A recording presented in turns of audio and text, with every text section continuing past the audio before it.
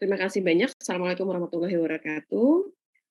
Pertama-tama saya mengucapkan selamat menunaikan ibadah puasa ya, kita di seminggu terakhir. Mudah-mudahan pagi hari ini kita menimba ilmu, menambah berkah Ramadan. Gitu. Saya diberikan kesempatan untuk menyampaikan mengenai intervensi gizi untuk diare pada ibu hamil. Memang kalau misalnya kemarin sih sebenarnya saya dapat masukan nih dari beberapa rekan di provinsi lain, Mbak. Mbak Fitri, ini materinya bagus tentang diare, agak agak jarang diangkat karena mungkin dipikir diare nggak terlalu ini banget ya, padahal kalau ngelihat angkanya masih cukup tinggi. Tapi kalau kita daftar masih belum bisa, udah nggak bisa gitu. Karena terlalu Kemarin penuh ya Bu ya. iya betul, jadi mungkin nggak tahu nanti bisa diulang gimana ya. Pembahasan-pembahasan tentang diare mungkin juga bisa dengan kondisi-kondisi lain karena sudah mulai cukup jarang diangkat, jadi biasanya yang lebih kompleks lagi, padahal ini adalah kondisi yang awalnya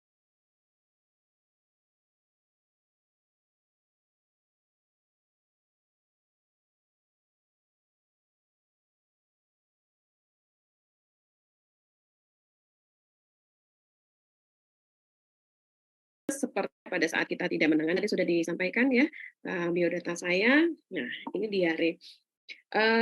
Diare itu apa sih sebenarnya ya? Saya sedikit mengulas aja. Diare itu adalah buang air besar dengan konsistensinya lebih encer, kemudian juga frekuensinya lebih sering dari biasanya.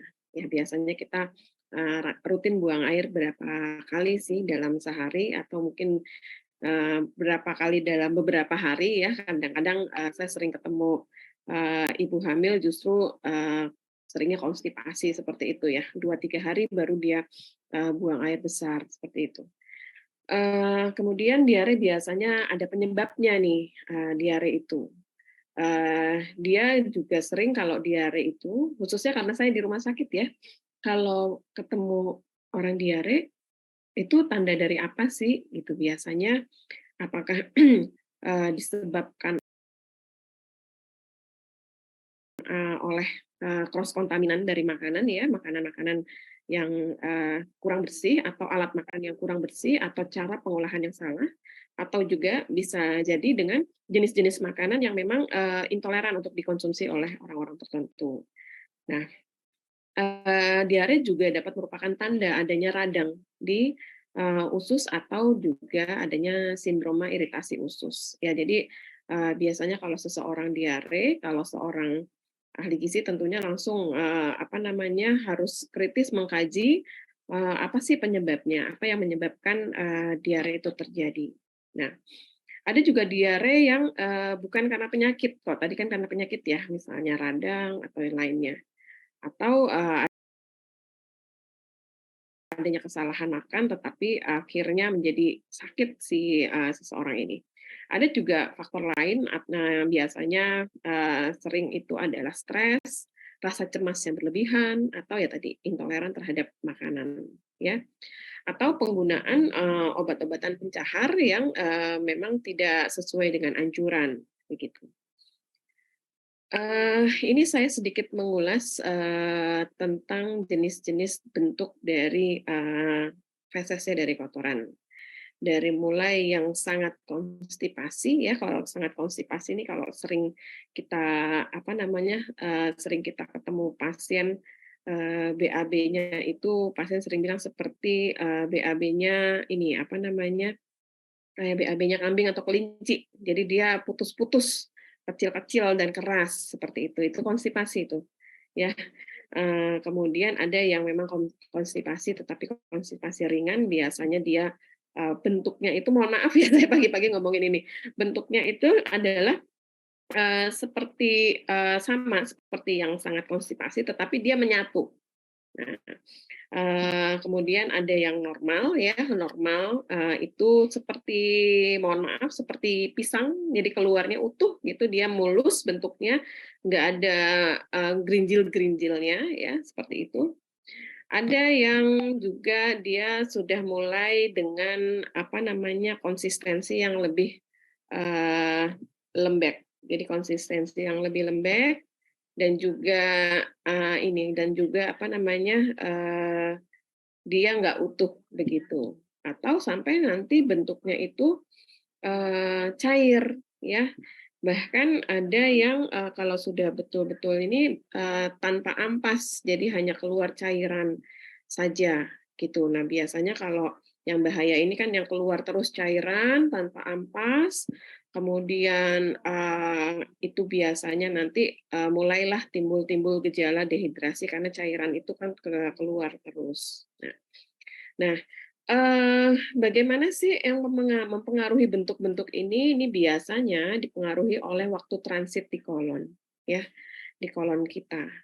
Nah, kalau teman-teman rumah sakit banyak nih sering ketemu pasien-pasien dengan masalah di kolon, ya, apa yang terjadi di sana, ya, atau misalnya, eee, terjadi kalau misalnya pada pasien-pasien yang, eee mohon maaf saya karena rumah sakit jadi ngomonginnya pasien ya, yang dia diare disertai dengan gas atau misalnya, cairannya banyak, kemudian, eee, berbau asam misalnya seperti itu biasanya memang terjadi juga salah satunya adanya,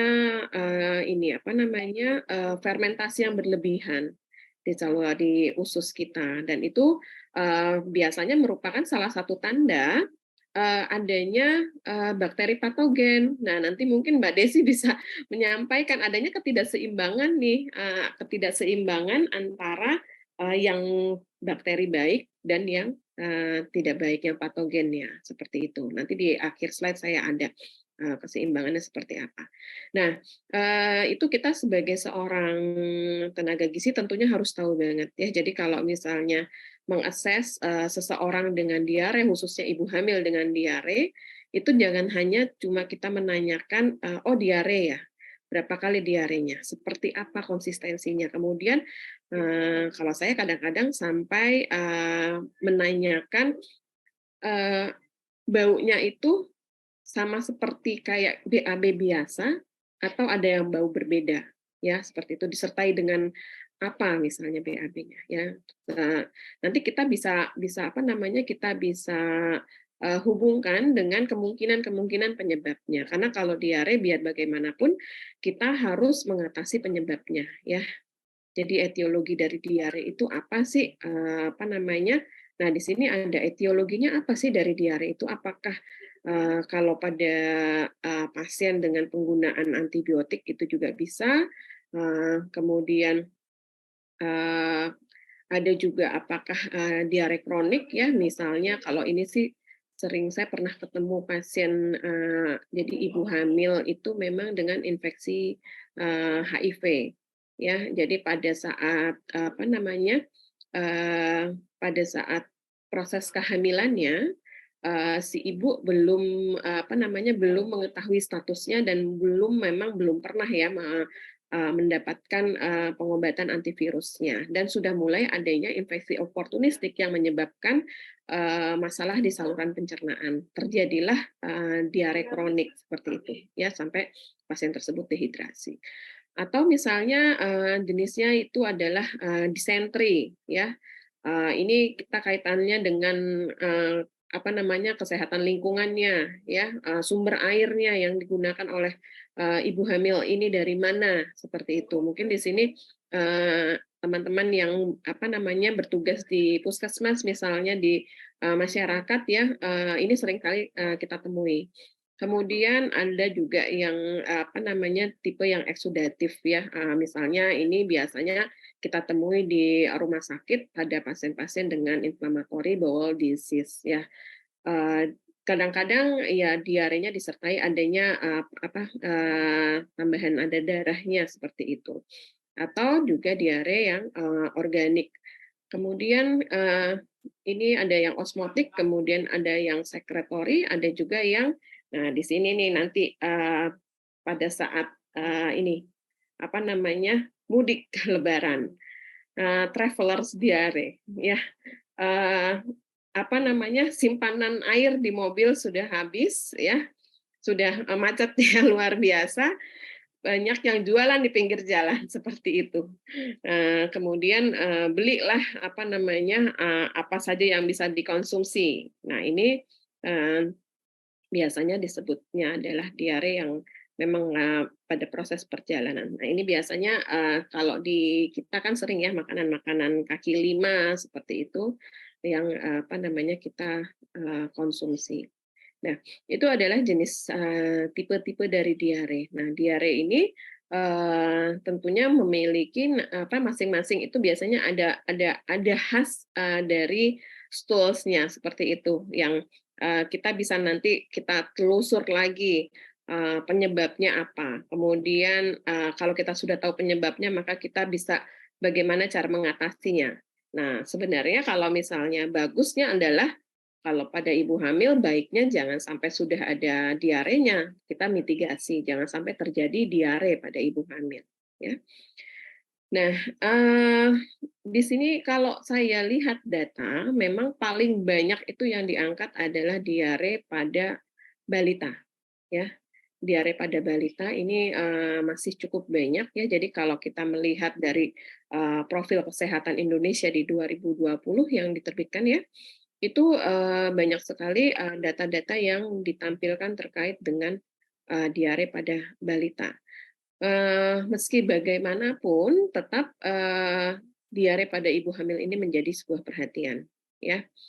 Eee, Kembali lagi kalau kita ketemu ibu hamil dengan diare, maka kita cari penyebabnya, kita atasi, kemudian, bersamaan dengan kita harus komprehensif dengan, mengatasi penyakitnya atau penyebab utamanya, ya, misalnya seperti itu. Eee,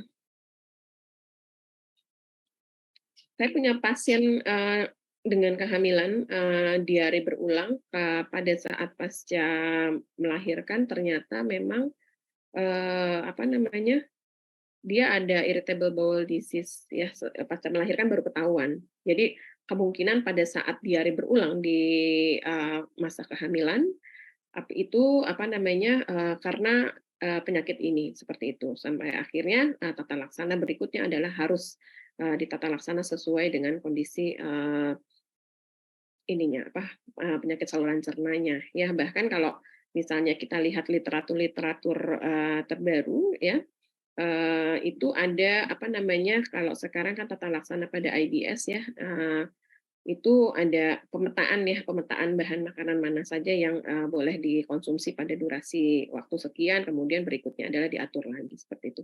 Saat ini sedang apa namanya, di Indonesia sendiri sudah mulai, banyak kasusnya dan kita, juga, sudah mulai mengacu dengan, teori-teori terkait diet tersebut ya. Nah, ini dampak diare. Dampak diare itu, karena dia, mengeluarkan banyak cairan, maka dampaknya adalah dehidrasi ringan sampai dengan berat, ya. Nah, yang tidak diharapkan adalah dehidrasi berat, jangan sampai sampai dehidrasi berat pada ibu hamil. Kemudian perut terasa tidak nyaman, kemudian kalau perut tidak nyaman pastinya asupan menjadi kurang, ya, asupan makanan berkurang. Kemudian, apa namanya, asupan makanan berkurang, lambung kosong, kemudian juga pengeluaran banyak.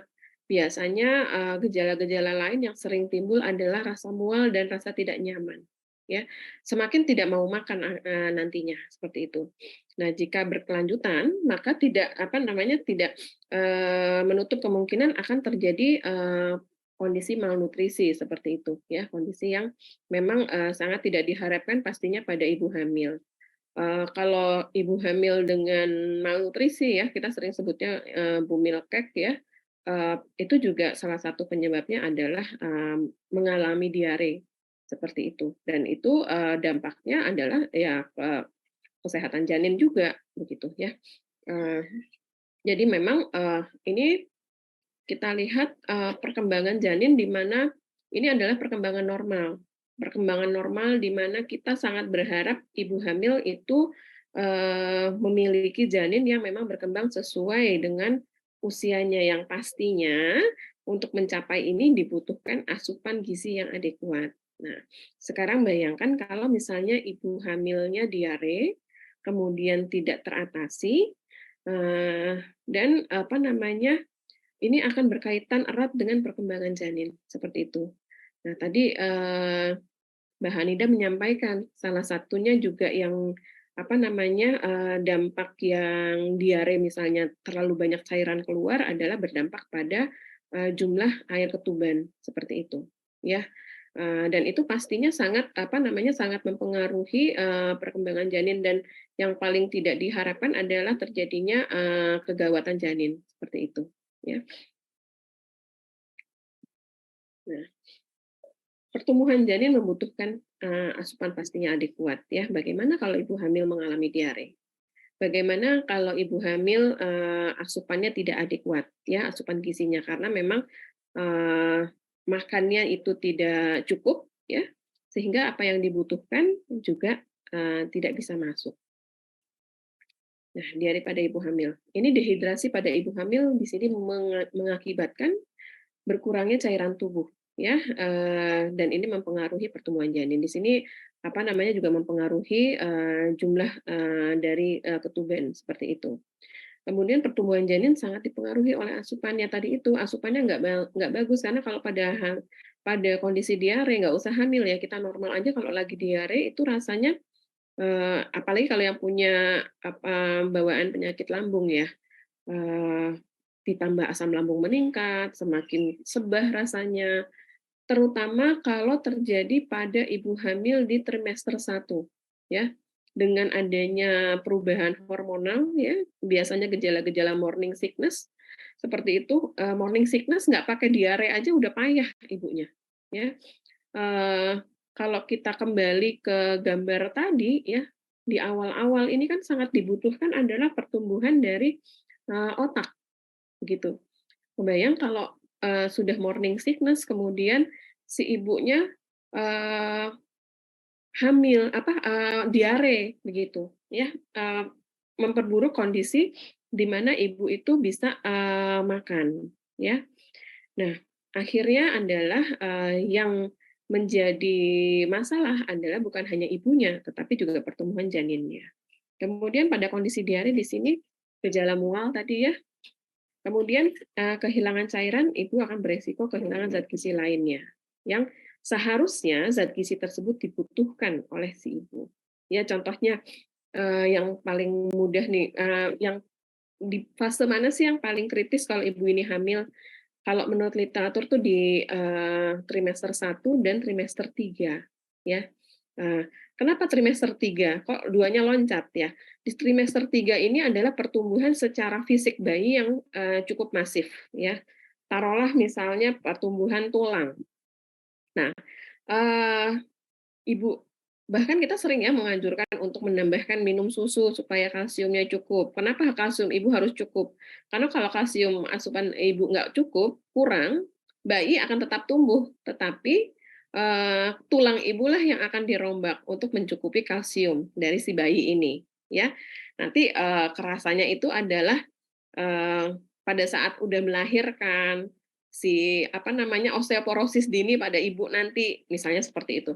Atau misalnya, eee, gigi gitu, kurang terjaga, kekuatannya itu juga menjadi dampaknya. Atau kalau misalnya dari pada saat hamil ibunya gizinya kurang baik ya, kemudian, kondisi tulangnya juga kurang baik dan akhirnya, apa namanya, akhirnya, eee, nggak mencukupi untuk bayi ini tumbuh dan juga ditambah kondisi yang, tadi itu diare di, trimester 3 sehingga asupannya kurang, makannya nggak banyak, ya kembali lagi, ya itulah yang sebenarnya kita juga tidak harapkan, apa namanya, kalau misalnya si, bayi lahir tentunya yang sekarang kita sedang tangani itu adalah kondisi stunting ya, begitu. Jadi, cukup banyak, apa namanya, dampak-dampaknya kalau misalnya kita, menghadapi, ibu diare yang kita tidak bisa tangani ya. Kemudian, nah ini juga ada, apa namanya, kurangnya makanan. Nah, kurangnya makanan tertentu juga dapat meningkatkan resiko, diare. Nah, biasanya ini terjadi pada, ibu hamil ya yang memang kurang, asupan vitamin A. Ya, ini kan kita dapatnya banyaknya juga dari sayur-sayur, buah-buahan ya. Nah, nanti kita ngomongin sayur dan buah-buahan nih, biasanya yang apa yang pada orang Indonesia saat ini secara keseluruhan memang masih kurang juga asupannya. Nah, penyebab diare pada ibu hamil, pertama tadi perubahan hormon ya, terjadi pada kehamilan muda. Ya, jadi, apa namanya, di sini teman-teman, yang bertugas di pelayanan kesehatan khususnya, untuk menangani ibu-ibu yang, hamil misalnya di Poli Kebidanan atau di lainnya, eee, jadikan perhatian pada, apa namanya, kehamilan di awal ya, hand hygiene seperti itu, sanitasi, sumber air bersih yang jangan sampai terjadi diare pada ibu hamil. Kemudian ibu hamil juga sensitif terhadap jenis-jenis makanan tertentu.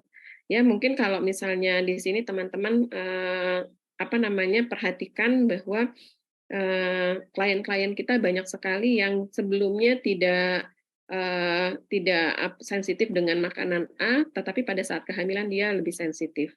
Lebih mudah misalnya lebih mudah terjadi gangguan pencernaan kalau mengkonsumsi makanan-makanan tertentu, misalnya seperti itu. Atau mungkin di sini ibu-ibu, yang sudah pernah mengalami kehamilan, mungkin bisa mengingat-ingat lagi, kok menjadi lebih sensitif ya kalau makan ini misalnya, atau misalnya dampak alerginya lebih tinggi dibandingkan waktu sebelum hamil.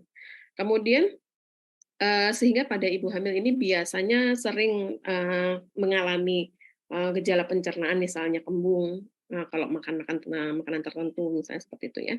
Kemudian adanya perubahan pola makan, ya biasanya karena semangat, mau memberikan makanan yang terbaik bagi janinnya sehingga mengkonsumsi zat gizinya cukup agresif ya, jadi terjadi perubahan pola makan. Padahal kita sendiri kalau merubah pola makan pada klien kan biasanya kan secara perlahan seperti itu.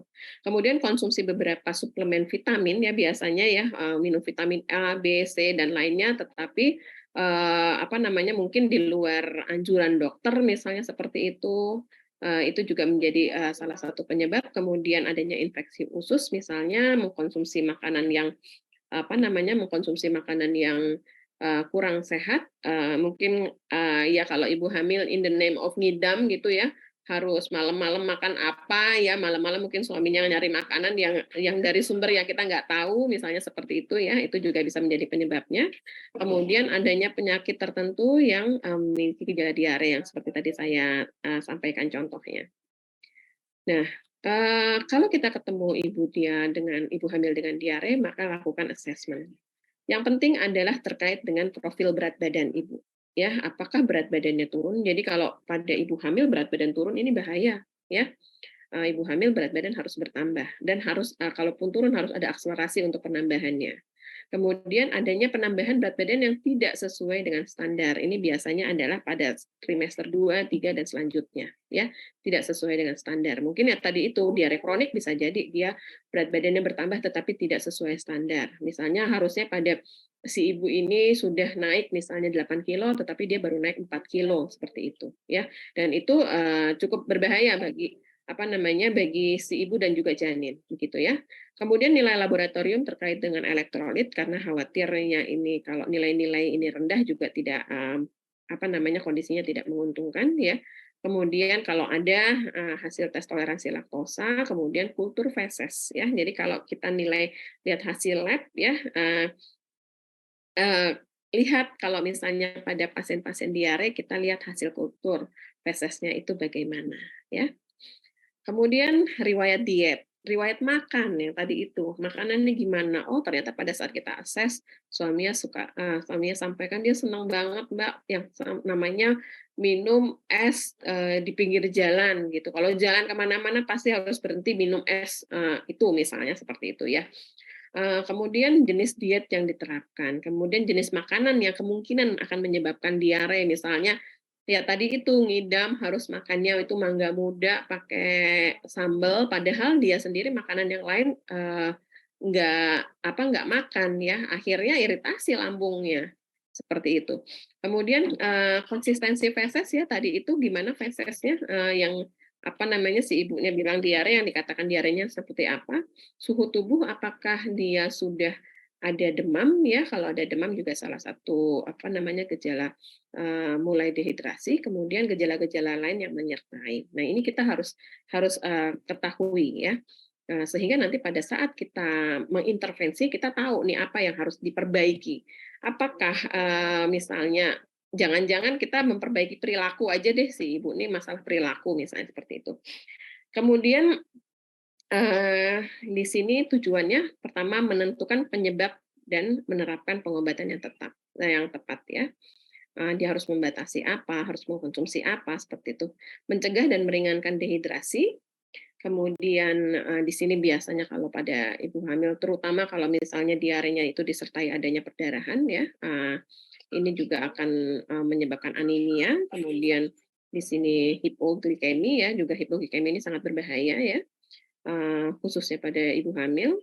Kemudian menentukan penyebab dan menerapkan repitasi ya. Kemudian menghindari makanan yang meningkatkan aktivitas kolon ya. Misalnya makanan dengan temperatur yang ekstrim, misalnya terlalu panas, terlalu dingin, seperti itu ya. Jadi biasanya kalau pada orang diare kita menganjurkan dengan suhu yang light saja, kalaupun panas ya hangat aja seperti itu. Kemudian mengkonsumsi makanan minuman probiotik. Nah, ini penting karena balik lagi nanti kita assess lagi nih jenis diarenya apa, kemudian ini sebenarnya paling umum dan paling jarang diperhatikan oleh masyarakat kita seperti itu. Nah, cara mengurangi diare, batasi makanan dan minuman yang mengandung. Nah, ini kita balik lagi ya penyebabnya apa. Tetapi ini biasanya pada saat diare itu berlangsung, yang nomor satu ini kita batasi, kita nggak berikan terlalu banyak, ya. Kemudian yang kedua, nah sekarang kan lagi ngehits sih ya minum-minuman yang berkafein, apapun jenisnya, teh kah, kopi kah, dalam bentuk apapun dan kemasan apapun ya, kita minta untuk menghindari dulu. Kemudian makan makanan yang kecil, misalnya camilan ya setiap 3 atau 4 jam, jadi porsinya kecil tetapi sering. Kemudian hindari makanan pedas atau yang merangsang saluran cerna lainnya ya, apalagi kalau misalnya rujak ya, saya pernah ketemu ibu hamil dia cuma mau makan rujak. Karena terkait juga dengan persepsi, karena di persepsinya itu adalah kalau, ngidam yang nyamannya itu adalah makanan yang asam, makanan yang pedas, seperti itu ya. Di sini sih kayaknya kalau yang senyum-senyum mungkin waktu hamil juga seperti itu. Eee, nah ini, akan memperburuk gejala ya, gejalanya tidak akan membaik gitu dan ini, akan sangat melewati sebenarnya golden period kita untuk membesarkan janin di dalam tubuh dan itu harus betul-betul diberikan pengertian kepada klien kita supaya dia memiliki persepsi yang baik terhadap makanan, pada saat, kehamilan. Nah, ini rekomendasi makanan, ini adalah susu produknya. Biasanya kita tetap berikan tetapi dengan jenis-jenis yang memang aman. Jadi bukan, misalnya susu yang dengan, tinggi laktosa misalnya seperti itu. Jadi kita pilihlah, produk-produk yang memang aman untuk dikonsumsi. Kenapa saya menyampaikan ini, biasanya ini juga, kita berikan kita sarankan kepada klien untuk menambah tadi itu asupan-asupan dari kalsium, misalnya seperti itu dan juga protein. Kemudian, di sini ada juga nah ini makanan pokok sebenarnya ya. Makanan pokok apa sih yang paling aman? Ya sebenarnya kalau, makanan pokok harian kita nasi putih itu sangat aman ya. Kemudian juga, tetapi pada kondisi-kondisi misalnya tadi ya, kalau ada irritable bowel disease, kita biasanya menghindari sumber gluten. Atau misalnya memang si ibu punya sensitivitas terkait gluten dan produk-produk olahan yang mengandung gluten, itu kita tidak menganjurkan. Tapi kalau tidak ada, kita tetap boleh memberikan, ya. Kemudian di sini ada sereal-sereal, tapi yang tanpa penambahan serat, karena banyak sekali produk sereal yang sudah ditambahkan serat. Khawatirnya serat ini adalah serat yang tidak larut dan akan memperberat kondisi diare.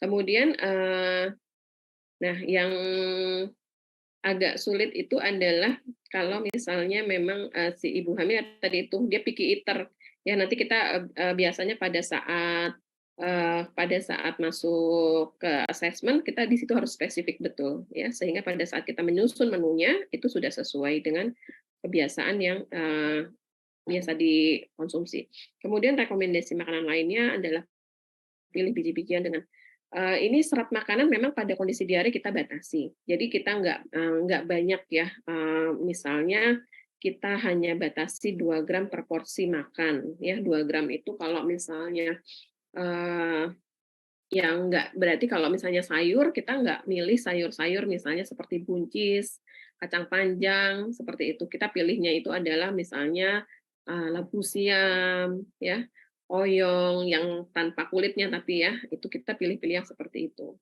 Kemudian, di sini juga kita harus apa namanya, mengajarkan kepada klien kita dan juga kita juga harus tahu bagaimana kita tahu, apa namanya, cara menilai, jumlah serat yang bisa dikonsumsi. Biasanya kita mengajarkannya itu adalah kalau makanan kemasan itu dibaca di, ininya, apa namanya, informasi, gizinya, ya di situ ada tulisannya berapa seratnya. Terutama kalau misalnya makanan-makanan yang sudah jelas-jelas di depannya itu adalah, dia mengunggulkan makanan tersebut adalah mengandung tinggi serat. Nah, itu harus dibaca ya. Kalau pada kondisi diare, terutama pada kondisi akut, kita minta untuk hentikan dulu. Kemudian hindari makanan yang tadi ya terlalu tinggi serat, karena biasanya, terutama juga serat sayuran ya, serat-serat sayuran, serat buah ini, efek sampingnya adalah kembung. Begitu. Ya kalau pada diare ya ini kita hindari dulu karena khawatirnya akan memperburuk gejala.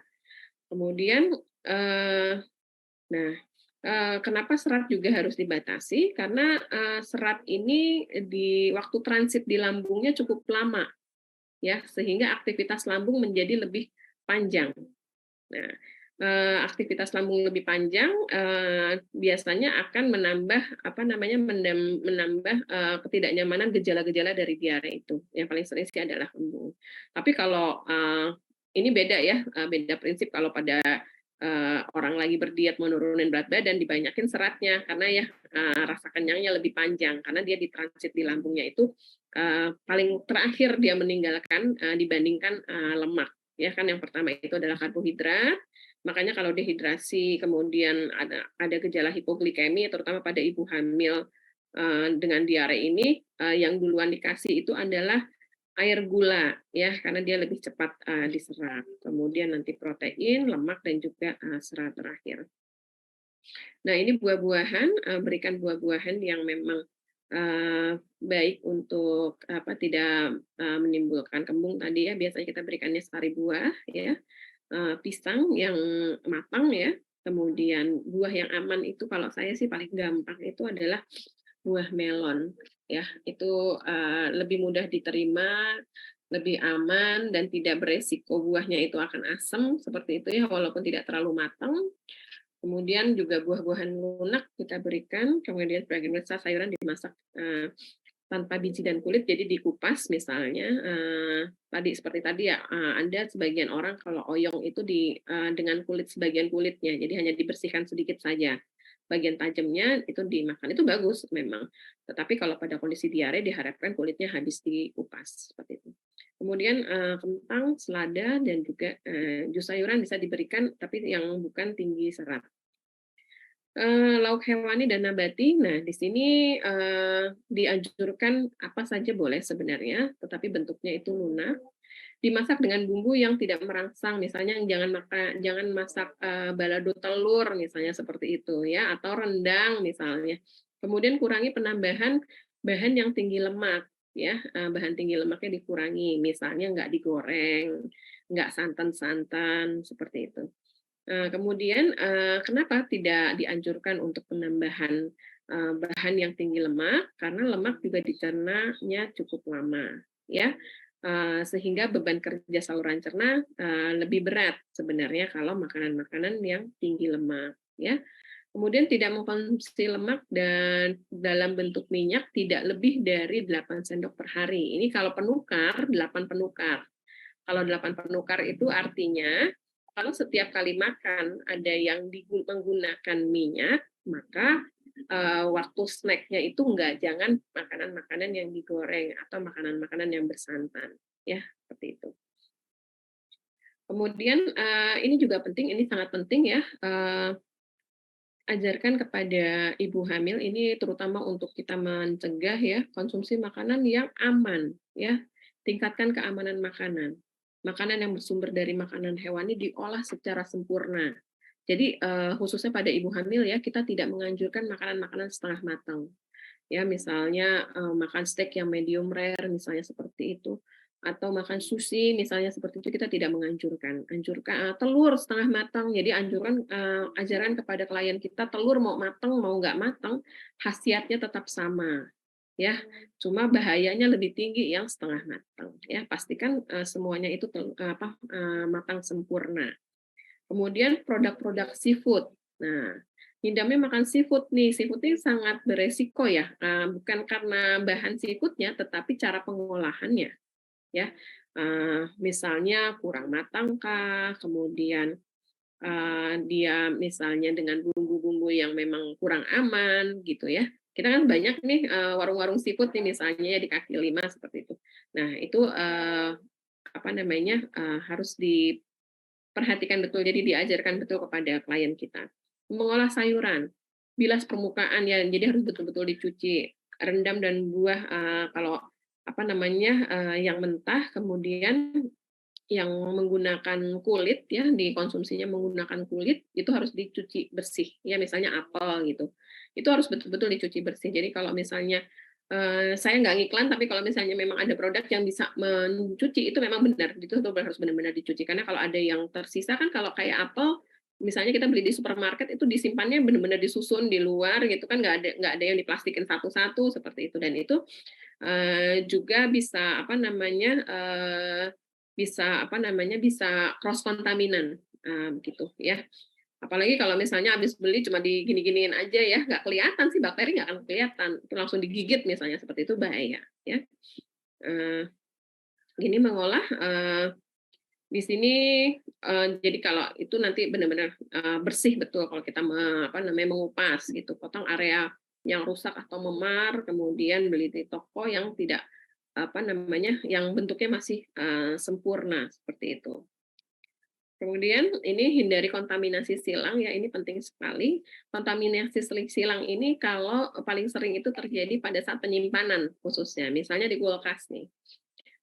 Taruhlah ibu hamilnya nih seneng, es batunya saya masak sendiri, ya. Kalau saya es batunya saya minta jangan pakai es batu yang kalau di kulkas kita sering kali kan ya ada kotak es batu, saya mintanya bikin kayak es mambo kalau orang zaman dulu ya, diplastikin, diikat, pakai begitu aja. Karena apa? Karena yang biasanya yang ada di kotak di freezer, itu sebelahnya adalah nyimpen daging, gitu kan. Cipratan-cipratan air dari daging mentah itu, akan kena ke esnya ya, dan itu juga beresiko ya. Biasanya saya, anjurkan kepada si ibu kalau memang sukanya dingin, maunya ada esnya, bikin tapi dibungkus seperti itu, sebelum dipecahin dibilas dulu, bungkusnya, kemudian dipecahin, dikeluarin, ya seperti itu lebih aman.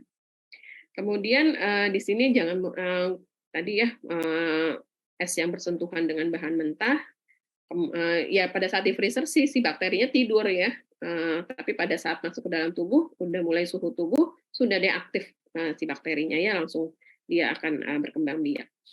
Kemudian talenan tadi ya, gunakan pendingin es kalau kita memindahkan makanan.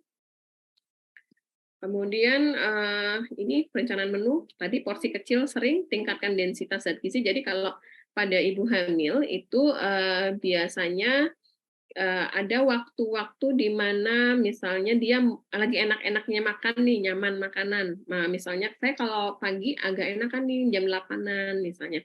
Atau kalau misalnya, menjelang tidur malah saya lebih nyaman misalnya gitu. Manfaatkan betul masa-masa nyaman tersebut untuk makan yang, makanan yang benar-benar densitas gizinya itu tinggi, begitu.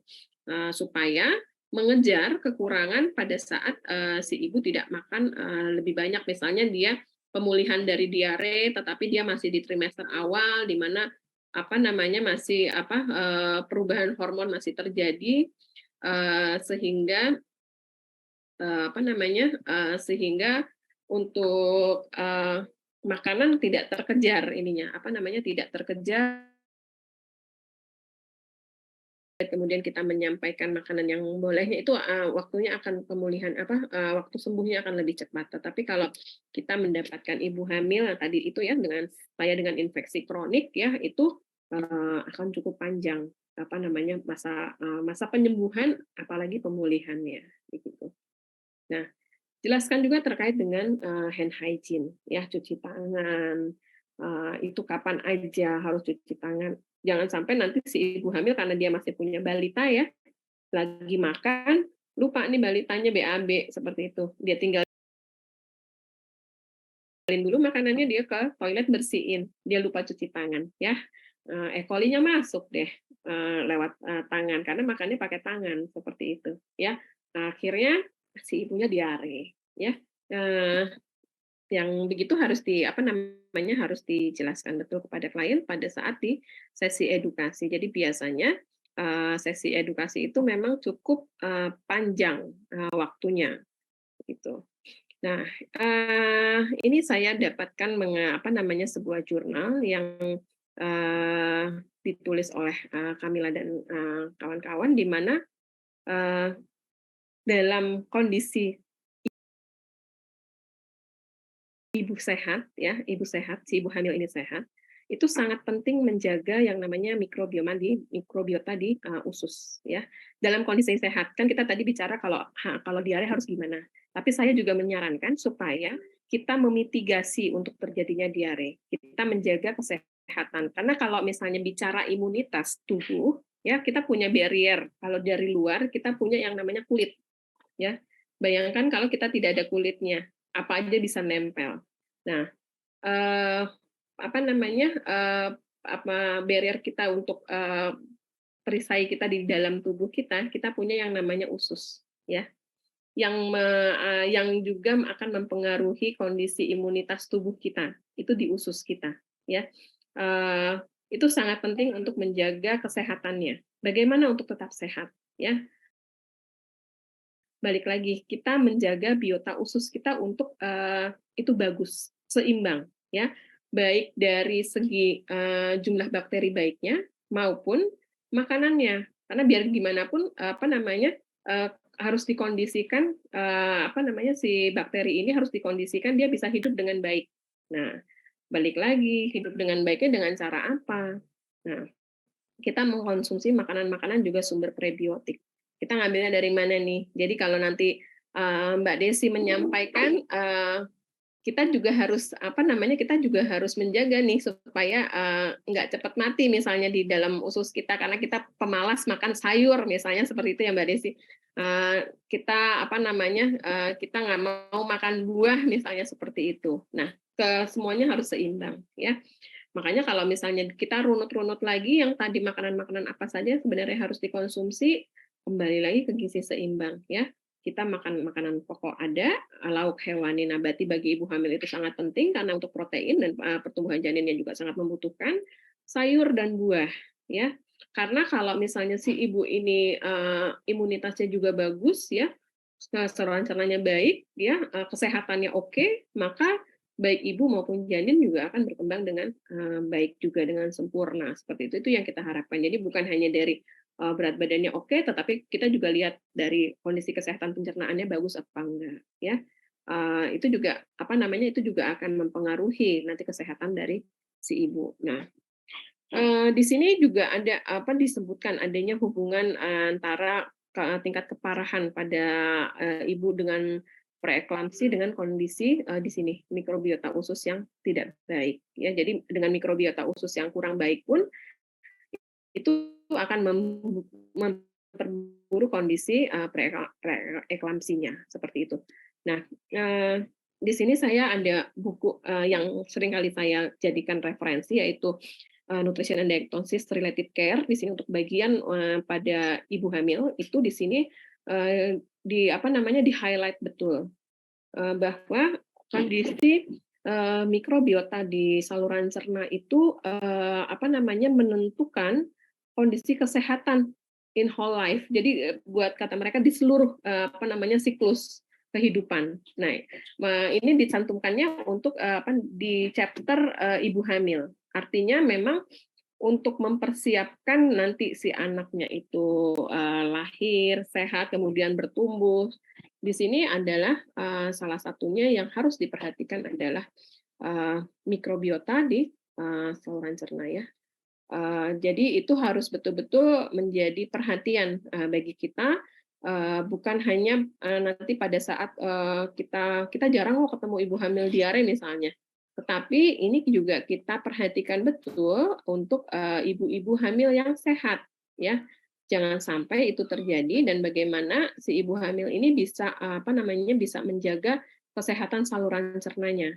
Selama dia hamil, kemudian pada saat sudah anaknya lahir ya, nanti di sini ada narasumber berikutnya terkait pada balita ya, pada anak itu bagaimana ya. Jadi memang di sini disebutkan ya important for lifelong health ya. Jadi memang menjaga establishnya itu harus sepanjang hidup ya. Jadi itu terpakai terus sampai di siklus hidup yang manapun begitu ya. Ya balik lagi tadi ya, salah satu barrier untuk kita menghindari penyakit salah satunya adalah di usus kita. Nah, di sini probiotik dan diare ya. Nah, beberapa saya ada pengalaman sebenarnya terkait dengan klien, cuma saya tidak bisa menyampaikan kasusnya karena sudah catatannya sudah tidak ada, tetapi pada saat tahap bukan di fase akut ya, pada saat mulai pemulihan waktu itu kita memang menggunakan produk probiotik untuk proses pemulihannya. Tetapi juga di sini penting bagi kita adalah bukan hanya menangani pada saat orang ibu hamil itu diare, tetapi juga pada pencegahan, ya. Bagaimana kita bisa memfungsikan saluran cerna kita dengan baik, ya. Kita bisa pasca diare itu kita mengupayakan untuk mengembalikan dan juga mengembalikan fungsinya dan juga menambahkan kembali bakteri-bakteri baik. Kenapa sih harus banyak bakteri baik? Karena fungsinya itu untuk mengkondisikan bakteri patogen tidak kondusif untuk hidup, ya. Kalau ada orang diare berulang atau terlalu sensitif, misalnya bisa jadi salah satunya adalah memang bakteri patogennya lebih menang di saluran cernanya, ya, dibandingkan dengan bakteri yang baiknya. Makanya tadi itu harus kita pelihara dengan baik. Salah satunya adalah selain kita menjaga jumlahnya, juga kita menjaga supaya hidup dengan baik, yaitu kita mengkonsumsi makanan-makanan yang memang sumber dari prebiotik seperti itu, ya. Jadi buah-buahan, sayur-sayuran itu harus secara rutin kita konsumsi, ya. Berapa banyak, ya, berapa sering, ya. Jadi kalau bisa, apalagi kita seorang tenaga gizi harus jadi role model ya. Mengkonsumsi sayuran itu jangan pada saat kita makan gado-gado aja misalnya, atau makan pecel aja kita makan sayurnya, tetapi juga semua kalau kita di rumah sakit ya, kalau kita makanan pasien kan pasti ada sayurnya ya, itu juga makanan kita harus seperti itu ya. Nah, itu supaya nanti jumlah dari bakteri yang sudah kita jaga jumlahnya itu tetap terjaga ya. Jadi bakteri patogen bisa tidak bertahan hidup ya, karena dia tidak kondusif di usus kita untuk hidup begitu. Demikian paparan dari saya. Terima kasih.